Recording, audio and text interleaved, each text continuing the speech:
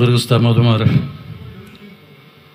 Урматтуу депутаттар, могу жерде көтөрүлүп аткан маселелердин маанилүүлүгү жана маанисиздигине жараша күн тартибине киргизсек, карасак.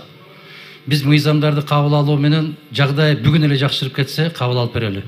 Бирок бүгүн биздин караган маселе ага кабыл алган чечимдерге жараша социалдык, коомдук жагдай өзгөрүшү толук мүмкүн.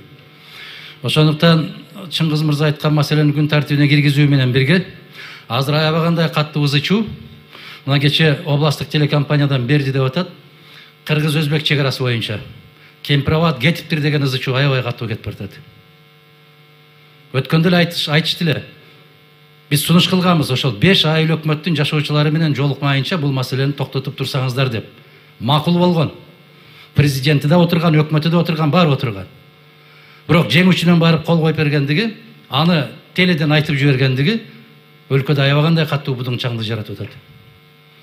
Ошондуктан биз мыйзамдарды кабыл алууну токтотуп, өлкөдөгү түзүлгөн кырдаал оңой эмес.